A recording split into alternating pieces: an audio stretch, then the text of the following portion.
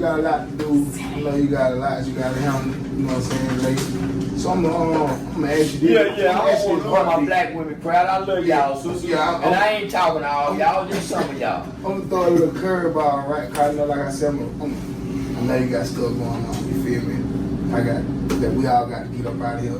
So let me ask you this question though, for real. Cause I know you care about the youth. You started out with the youth. You started off in your inner city. It's known, documented that you've been, like you said. I don't give a damn no more. But I'm just saying this though. Look though. Let me ask you this for real. I know you don't care because you don't do it. It's a bird. You don't want that bird now. I didn't want it. But right here, right now, you in your middle school. You went to school at. You know what I'm saying? We talking to them kids right now. The kid from my middle school, 13, 14 years old. If you had to give them some free games, some free advice to get what Charleston White is right now, and how you done got to where you at, give them some free game right here. I would walk through the crowd, and I would go 1, 2, 3. One of y'all niggas going to prison. Now I find another 3. 1, 2, 3. One of y'all niggas going to prison. I find another 3. After I get through them 3, I say, and then some of y'all go die before you get to prison. Those are the numbers and those are the statistics. And I heard the teachers moan and groan. I watched the young kid, and they be offended by me saying this. And then I like to remind them that I'm not saying this. I'm repeating your statistics. Right. That in America, 1 in every 3 black males will go to prison or be on some form of community supervision in your guideline. And I would say, hey, listen, get the 3rd graders in here too. Let's tell them they going to prison. Let's point out the one in 3rd grade going to prison. How many out 3rd grade? Because these are statistics and they haven't been wrong. Right. So if you mad at me about what I'm saying, I would challenge you to go look inside your family.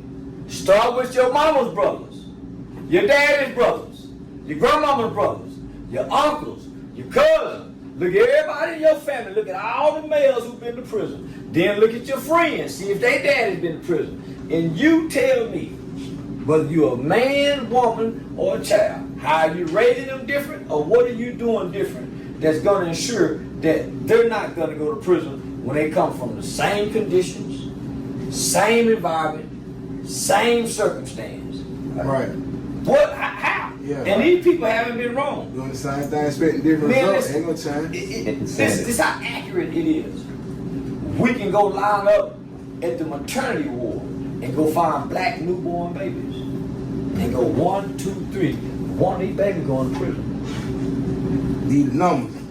You ain't saying like this is the ratio. So all you gotta do is say, hey, how many? So all you gotta do is turn around and ask, how many adults in this male room been to prison? And watch how many raise their hand. And I'm gonna ask again, what are you doing different to ensure that this kid is not going to prison when almost 90% of prisoners come from a single parent household and 73% of households are headed by a single parent. 80% of rapists come from a single parent household. Right. We can go on and on. Right. 75% of childhood teenage pregnancies come from a single. So what are we doing different? When I don't need a man, and man, fuck that bitch, man. Yeah. And I got a kid here, I got a kid there. And it's so what are we doing different? So basically saying take the parent to really scrub. No. I ain't saying to take a parent. I'm saying to take a village. Village. Right. The whole village. Back Nigga to the don't whole take village. no parent. Right. Instructions is to take a village.